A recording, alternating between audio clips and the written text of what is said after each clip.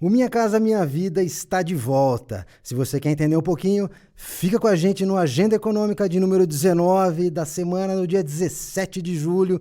Eu, mais uma vez, Augusto Ruas e meu amigo Saulo Buchedi, vamos trazer para vocês um pouco do contexto dessas transformações do novo programa. Saulão, o que você conta para os nossos amigos hoje?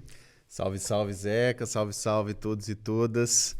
O Minha Casa Minha Vida voltou, o governo já tinha anunciado, né, no começo do ano, né, era uma das prioridades do governo voltar com esse programa que impactou a política habitacional, impactou o setor de construção civil ali na primeira metade, principalmente da década de 2010. Né? Esse Minha Casa Minha Vida traz mudanças importantes em relação ao programa anterior, né, o Casa Verde e Amarela, que foi colocado ali no lugar do antigo Minha Casa e Minha Vida pelo governo Bolsonaro. Eu acho que a ideia aqui, né, Zeca, é a gente trazer primeiro alguns dados, até interessante para vocês que estão nos assistindo, né? Alguns dados gerais, algumas regras desse novo programa Minha Casa e Minha Vida, eu acho que é muito importante. Né? No geral, vou pegar minha colinha aqui, a colinha do Gil, do caderno do Gilberto Gil. Maravilha. Desculpa. Vou pegar aqui algumas regras, tá? No geral, tá? O programa tem três faixas de renda. Né? Então, a faixa 1, né, são para famílias com renda até R$ 2.640. O governo atualizou, né, essa faixa de renda do faixa 1, né, para famílias até R$ 2.640. A faixa 2, uma renda familiar entre R$ 2.640 e R$ 4.400. E na faixa 3, né, para famílias com renda entre R$ 4.400 e R$ 8.000. Há também outras faixas de renda, no caso, né, da habitação rural, né, a gente não vai trazer aqui, né, o nosso foco vai ser mais a questão urbana. Né? Há também uma mudança em relação aos subsídios. Os subsídios até então praticados eram de até R$ 47.000. Esse subsídio aumentou, o teto desse subsídio aumentou para R$ 55.000. Então, isso é uma mudança significativa, né, no desconto, né, que um imóvel pode ter para uma família, principalmente a família da faixa 1, as famílias da faixa 1. Houve também essa outra mudança importante, uma diminuição dos juros. E essa diminuição ela foi regionalizada, ou seja, para as regiões Norte e Nordeste, houve uma queda de juros mais significativa. Os juros são menores nessas regiões. Então, os juros caem de 4,25%, né, para 4%. Né? Enquanto na região Sul, Sudeste e Centro-Oeste, os juros caem de 4,5% para 4,25%. Além disso, há uma atualização também monetária por conta da trajetória inflacionária, isso é normal, do teto dos imóveis. Então, nas faixas 1 e 2, você pode ter imóveis de 190 mil, né, até 264 mil. Enquanto que na faixa 3, né, você pode ter imóveis até 350 mil. Isso é importante, tá? Por quê? Porque na faixa 1 e na faixa 2 nós temos os subsídios. Na faixa 3 não temos subsídios. E aí, além de não ter subsídios, os recursos para a faixa 3 são substancialmente do FGTS. A gente vai falar um pouquinho mais sobre isso. Então, os recursos são para o FGTS. O que o governo fez? Aumentou o limite, né, o teto de valor dos imóveis que podem ser financiados pelo FGTS dentro do programa Minha Casa e Minha Vida. Né?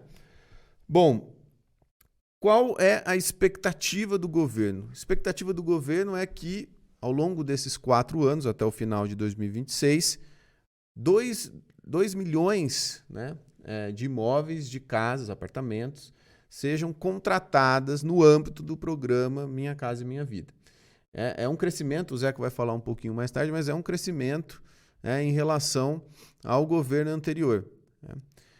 Há também uma expectativa aqui, né, que o governo use recursos, porque os recursos, como eu falei, acabei de falar agora há pouco, né, os recursos utilizados, né, para financiar esse programa vêm do FGTS e vêm dos recursos da União, do orçamento federal. Né?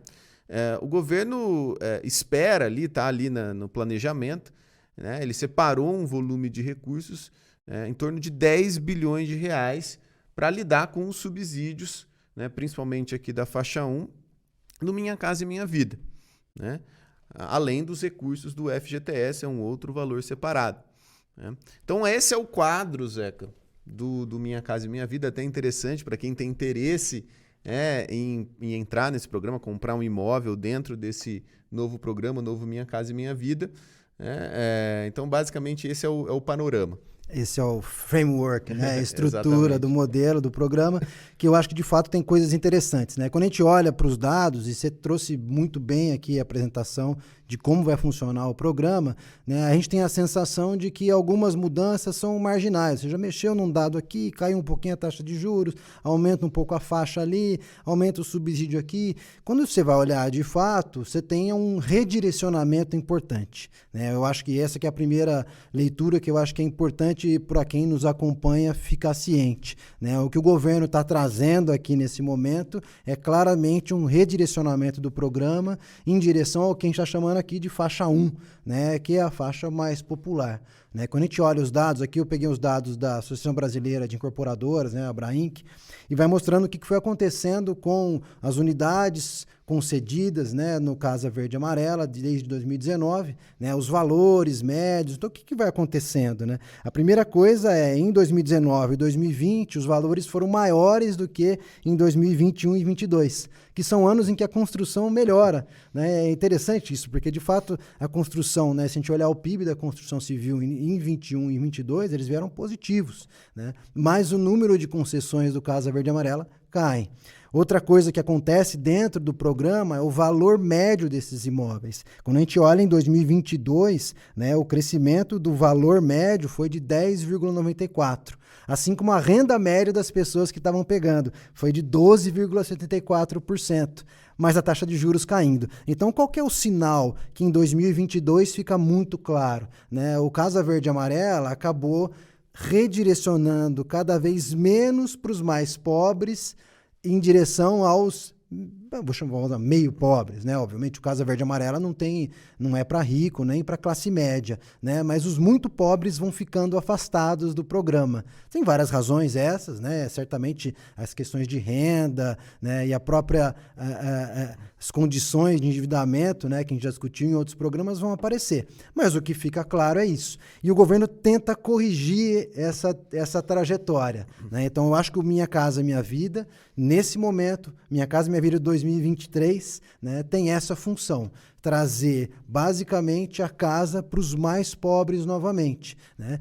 Enfim, olhando para isso, né, isso de quem adquire, né, mas o Minha Casa Minha Vida tem uma função importantíssima dentro da macroeconomia, né, Saulo? Exatamente. Antes até de falar desse impacto macroeconômico, é interessante a gente falar uma diferença importante em relação ao Casa Verde e Amarela, que é o montante, né, gasto com os subsídios.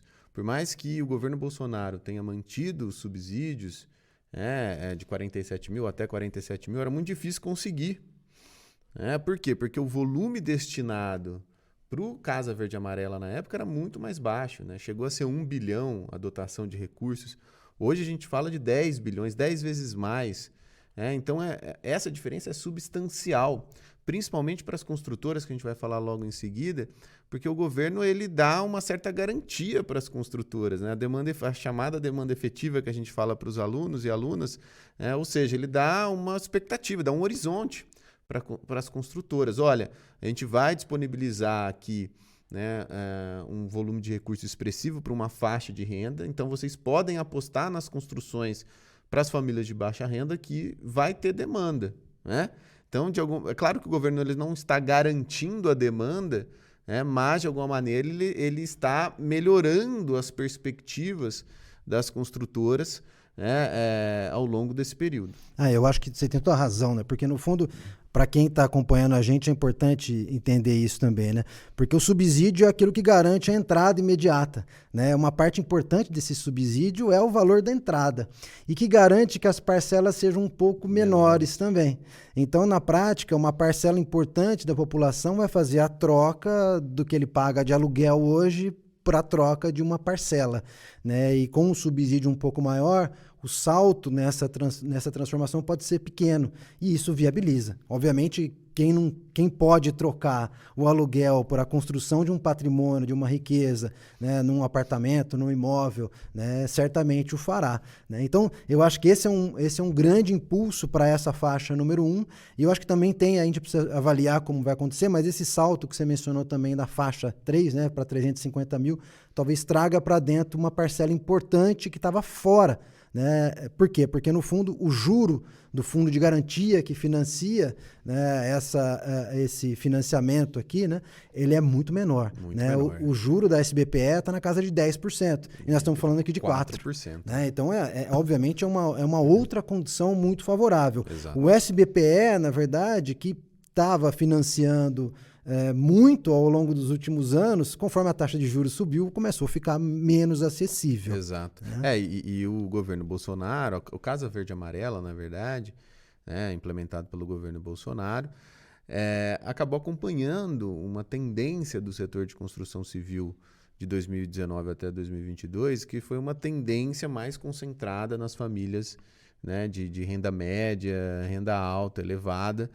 ou seja, a construção civil não só dentro do programa Casa Verde e Amarela, mas também a construção civil como um todo, né, se recuperou um pouquinho em 2019, né, antes da pandemia, puxado por isso. Né? A gente até discutia no nosso núcleo de pesquisa, né, por que a construção civil tá crescendo se nós estamos num momento de recuperação, mercado de trabalho muito ruim, por conta das famílias de renda média, né? Classe média alta, e das empresas de construção civil, né, voltadas para essas famílias de alta renda.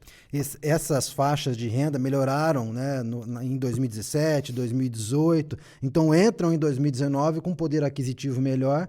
Isso. E entram fazendo construção. Né? Então, se a gente olha os dados de PIB, né, o crescimento da construção em 2019 foi de 1,9%, portanto, acima do PIB. Né? Em 2020, por conta da pandemia, obviamente, os dados caíram.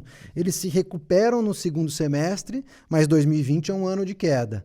E em 2021 e 2022, né, foram 2 anos de crescimento forte da construção. 10% em 2021 e 6,9% em 2022. Né? Mas, ainda assim, isso é importante, né, para quem está assistindo a gente, né, esses dados ainda são muito ruins. Né? São dados que ficam muito abaixo, né, do PIB da primeira metade da década, ali do Minha Casa de 2013, 2014, quando ainda estava bombando.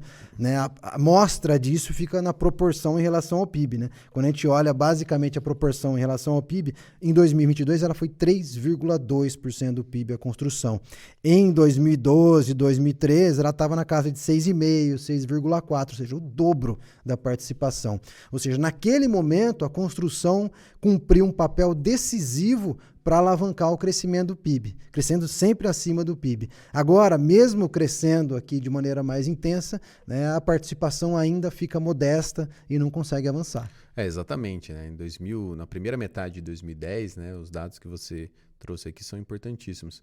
Mostra a importância da construção civil, como você falou, para puxar o PIB naquele período. Foi fundamental. A gente teve o desenvolvimento de grandes construtoras, né? As grandes construtoras brasileiras acabaram se internacionalizando, né? Então, tudo isso gerou, né, um efeito, como a gente fala, multiplicador na economia, com grandes empresas ali nascendo e crescendo. Tudo isso acabou se revertendo de maneira muito profunda pós 2014, 2015.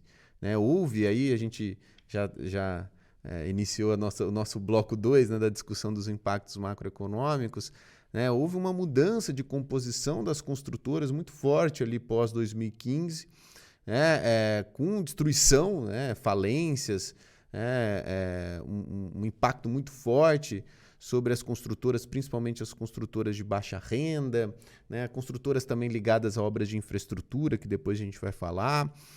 Mas essa transformação, essa mudança, pós 2015, principalmente no programa Minha Casa Minha Vida, com a diminuição das contratações, gerou um impacto muito forte. Gerou uma queda substantiva. E ali pós 2017 nós temos uma recuperação do setor de construção mais puxado, principalmente pelas construtoras voltadas para as famílias de renda média, de renda elevada. Na pandemia, a gente teve ali na cadeia da construção civil uma outra mudança interessante, né, Zeca? Porque na pandemia nós tivemos a interrupção, de várias obras, inclusive do Casa Verde e Amarelo, mas ao mesmo tempo a gente teve um crescimento ali das pequenas reformas.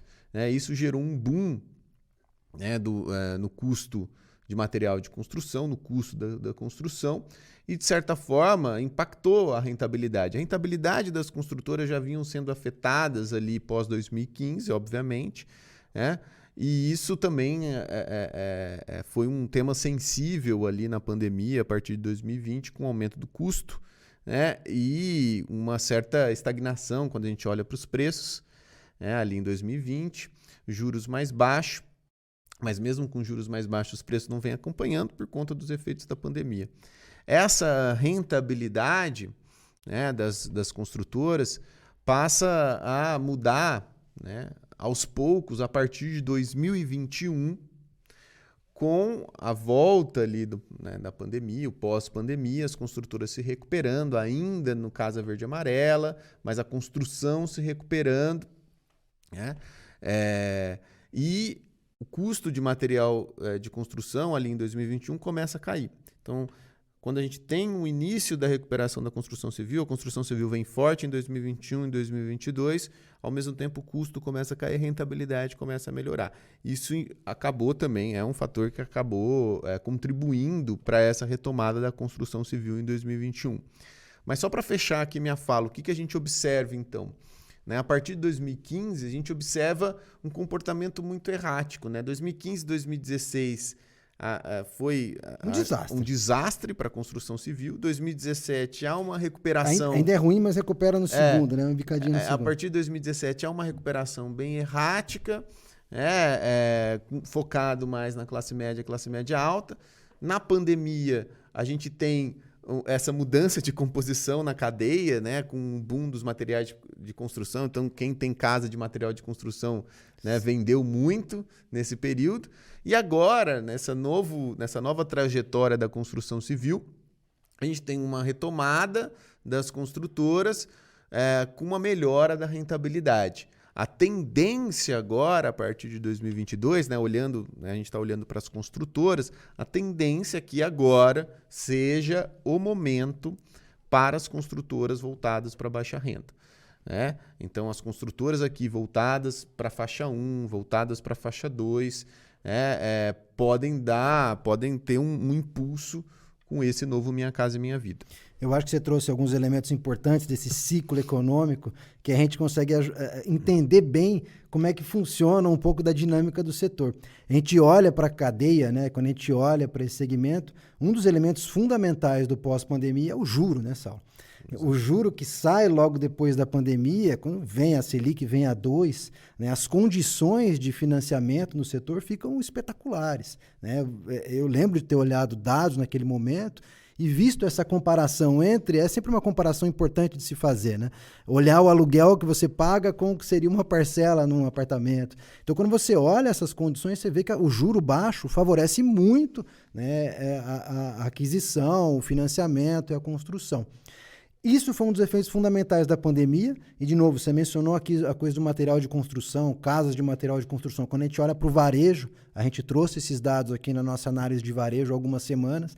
O varejo tem um resultado atípico no setor de construção civil. Lá em 2020, logo depois que sai o trimestre mais grave da pandemia, aquele primeiro do susto, de todo mundo se fechando em casa, quando volta todo mundo querendo reformar a sua casa, aquilo dá um boom gigantesco e vai puxar os preços. né, os preços de material de construção sobem. Quem vem depois acompanhando aos pouquinhos é a mão de obra, né, o funcionário, né, o trabalhador do setor de construção, que ficou muito desempregado depois de 2015. Né? O desemprego que vem depois de 2015 ele é brutal nessa aula. Exato. É cerca de 30%, né, dos postos de trabalho. É, 1/3 das ocupações de construção desapareceram depois de 2015.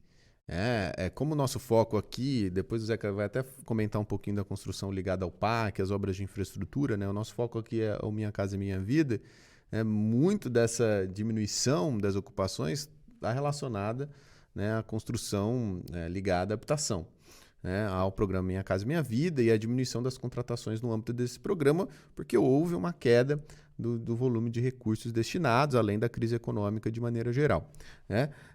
Então, 1/3. Construção civil, o mercado de trabalho ligado à construção civil, né, teve uma queda muito significativa. Isso afetou, contribuiu para a taxa de desemprego elevado que a gente observou no pré-pandemia. Claro que tem os efeitos da pandemia ali depois, mas no pré-pandemia especialmente. Né? Agora, né, pós-2021, o que a gente observa? A gente observa uma recuperação do emprego na construção civil. Só que um ponto importante, Zeca, é a gente lembrar... Tô com tosse, hein? É a gente lembrar do tipo de emprego. Porque a gente não pode, e inclusive o governo Lula, ele não pode pensar que o mercado de trabalho no Minha Casa Minha Vida 1, a gente pode dizer assim, ali, né, pós-2010, é o mesmo do Minha Casa Minha Vida 2. Né? O Minha Casa Minha Vida 1 foi importantíssimo para a geração de emprego no Brasil, para a gente bater as menores taxas de desemprego da história em 2014. Empregos formais, né? Empregos formais. Mas o Minha Casa Minha Vida 2 está num cenário de crescimento da informalidade e da precarização do mercado de trabalho.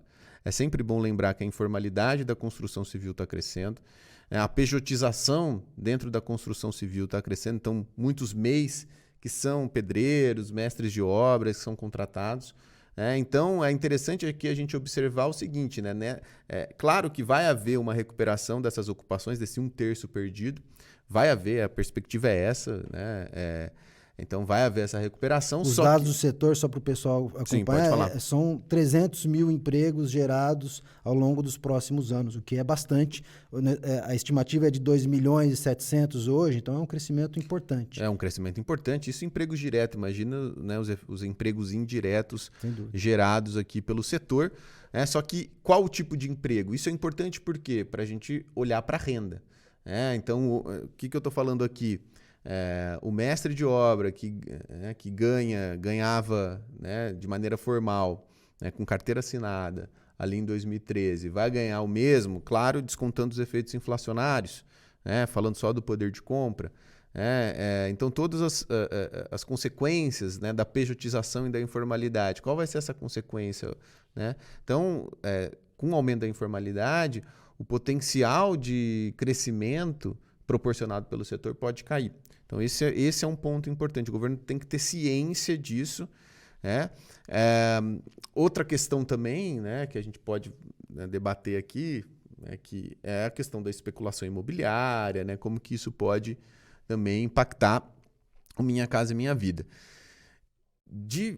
Assim, além do mercado de trabalho, né, nós temos um outro ponto importante, que é o endividamento, né, que é um outro cenário. Hoje nós temos problemas, famílias têm problemas com o endividamento. O endividamento está batendo recordes históricos. Será que essas famílias, principalmente aqui faixa 1, faixa 2, mas também faixa 3, elas têm condições de trocar o aluguel pela parcela? Se ficar no 0 a 0, como a gente fala, tudo bem, mas e se essa troca exigir, por exemplo, um valor a mais para pagar a parcela? Como que está o comprometimento da renda das famílias? Será que as famílias têm condições? Essa é uma diferença também sensível entre o Minha Casa e Minha Vida 1 e o Minha Casa e Minha Vida 2 e que pode também frustrar as expectativas do governo e das construtoras. Por enquanto, né, essas previsões macroeconômicas não têm afetado as expectativas do governo construtor. O governo, inclusive, anunciou, né, a gente não comentou agora, mas o governo fez ali a oferta, né, fez a negociação com as construtoras, né, abriu ali o Minha Casa Minha Vida para as construtoras apresentarem as suas propostas, e houve uma procura das construtoras muito maior do que o previsto pelo governo.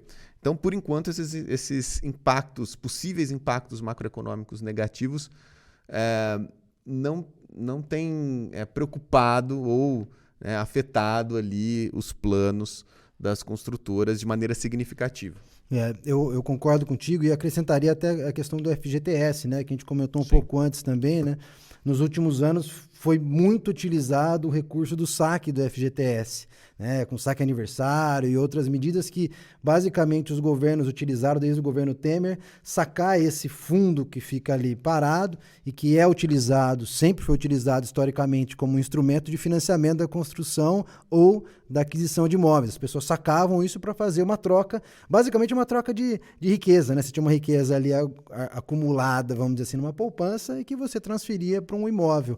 Quando você transformou aquilo num gasto, né, você deslocou as possibilidades. Então, hoje, né, certamente o Minha Casa vai ter menos aporte desse tipo de recurso. Por isso, o subsídio se torna ainda mais importante. Exato. A gente não mencionou ainda, mas tem dois elementos que, na verdade, que se combinam aqui, que é também da característica, né, que o governo aprendeu com Minha Casa, que é da localização desses imóveis, né? Exato.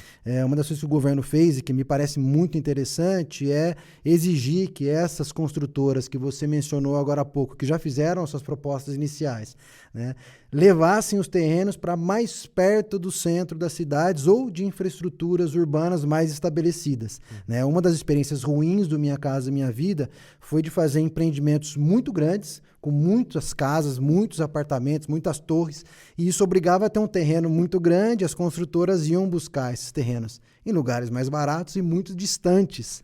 Né? Então, você acaba deslocando essa população para muito longe, né, do seu trabalho ou da atividade econômica, do centro das cidades. Né? Então, o Minha Casa trouxe essa mudança, além da varandinha do Pum, que o Lula sempre fala, né, de mudanças ali, né, aumentou um pouquinho o tamanho também dos imóveis. Então, a ideia é melhorar um pouco as condições, né, que foram criticadas. Né? Você mencionou um pouco aí, né? Muitas críticas foram feitas ao Minha Casa, algumas delas dizendo o seguinte: olha, ele não resolve o problema do déficit habitacional brasileiro. De fato, não resolve. Eu até vi alguns estudos que mostram que, no fundo, você até melhora as condições, né? As casas mais precárias diminuem, mas você aumenta muito o custo também de aluguel, então tem a questão da especulação que entra. Sim, né? exatamente. De fato, resolver esse problema não é trivial, né, Saulo? Não é trivial. Eu acho que é importante as pessoas terem em mente que o Minha Casa Minha Vida, ele não é somente uma política habitacional. Então, você olhar para o Minha Casa Minha Vida como uma política habitacional somente, isso vai abrir uma margem para várias críticas. Né? Por quê? Porque o Minha Casa Minha Vida, ele não pensa outras formas ali, famílias que não têm condições, né, para adquirir um imóvel, né? Então, de fato, a família vai precisar ter alguma renda. Então, isso não vai abarcar todas as famílias que ganham até R$ 2.640, né? Famílias que ganham muito pouco, em situação de rua, enfim. Então, há um déficit habitacional considerável ali que não vai estar no âmbito, ali no escopo do programa Minha Casa Minha Vida.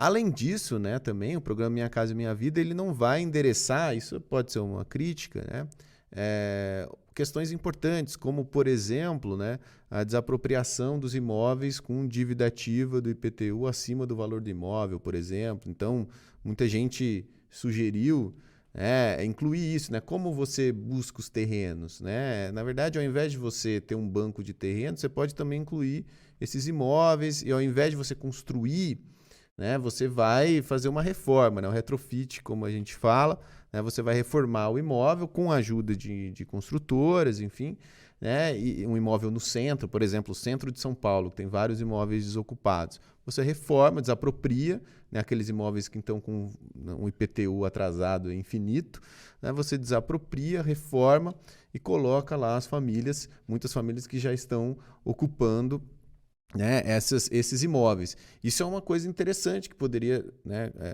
ser colocada aqui. Então, outras possibilidades aqui dentro da discussão da política habitacional, outras formas do governo também encontrar terrenos que sejam próximos do centro, né? Outras formas de se pensar a cidade, né? A partir também do programa Minha Casa Minha Vida, porque é uma política que mexe ali, né, na cidade, no espaço urbano, né, que gera consequências. Esse Minha Casa Minha Vida tem essa preocupação, né, mas há Tem críticas, limites. tem os seus limites. Tem seus limites. Mas a gente tem que pensar o Minha Casa Minha Vida, só para completar, não só como uma política habitacional, mas como uma política econômica e macroeconômica. O Minha Casa Minha Vida tem como objetivo também, né, impulsionar o investimento privado, né, das construtoras, impulsionar o setor de construção civil, né, via uma parceria público-privada. O governo entra ali, 10 bilhões, as construtoras também vão aumentar os seus investimentos. É sempre bom lembrar que a construção civil tem um peso muito grande na formação bruta de capital fixo, né, nos investimentos que entram lá no PIB para contabilizar o PIB. Então, aumenta o investimento em construção, isso gera um impacto muito considerável no PIB. Então, é uma política econômica, macroeconômica e também uma política habitacional. Ela está andando junto. Então, não se pode exigir do Minha Casa Minha Vida, né, somente como uma política habitacional. Eu também acho. Eu acho que, no fundo, a gente entendendo Minha Casa Minha Vida como uma forma de combater o déficit habitacional imperfeita, 2, como um gerador de atividade econômica, geração de renda e emprego, né? Mas imperfeita porque, na medida que a gente quiser efetivamente resolver o problema habitacional no Brasil, vai precisar mexer com a propriedade, vai precisar mexer com a especulação imobiliária. E aí entram outros fatores, entra a tributação na especulação, uma melhor tributação na compra e venda de imóveis, uma melhor capacidade de desapropriar imóveis que não estão desocupados, esperando uma especulação, que é um clássico das grandes cidades brasileiras, né? Enquanto não resolver isso, obviamente o problema fica imperfeito. Mas é a típica solução também do governo Lula, né? Vamos avançar com obras, um crescimento, geração de emprego, e os pontos mais polêmicos nem sempre são abordados. Mas, enfim, é um avanço. Eu acho que a gente tem uma agenda positiva aqui, né? A gente não vai falar aqui hoje também, nós já estamos estourando com o nosso tempo aqui, mas o PAC certamente entra como uma outra questão que puxa os empregos aí também, né? A retomada do protagonismo do Estado, né, nas obras públicas, né, que vinha sendo afastado ao longo dos últimos anos, certamente é uma alternativa para gerar emprego na construção, renda, né, e fortalecer, recuperar o setor de construção no país, né, Saulo? É um gancho, a gente já colocou o gancho aqui para os próximos programas, né? Certamente a gente vai voltar a falar de construção agora no âmbito do PAC, né? Sob a lente do PAC. É muita coisa para falar da construção. Hoje a gente discutiu Minha Casa, mas também tem esse outro lado do PAC que promete puxar a construção nos próximos anos. As manchetes aí dão conta que pode faltar mão de obra qualificada se as coisas vierem todas como estão falando.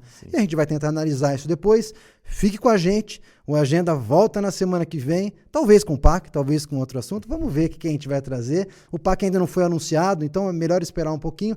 Agora, fique conosco, ajude a divulgar. Se você ainda não se inscreveu no Notas Econômicas ali no YouTube, se inscreve no sininho ali para poder receber quando sair novidades, quando sair vídeos novos. Na semana que vem a gente vai fazer uma live na terça-feira à noite, né, Saulo? Terça-feira às 19 horas para falar um pouco de política econômica que a gente prometeu na semana passada. Nós vamos fazer junto com a Adriana, que é a nossa editora. Adriana, vê se o tempo ficou bom aqui desse programa aqui. Os cortes estão melhores, tá? E é isso. Segue a gente no Instagram, agenda_econômica_br, tá? Segue a gente porque lá é um bom canal para a gente se comunicar, para a gente trocar ideias. Vai colocar bastante material ali também. Isso, a gente vai se comunicando por lá, é mais fácil. Fica com a gente, é um prazer enorme tê-lo conosco até o finalzinho do programa. Um grande abraço a todos e a todas.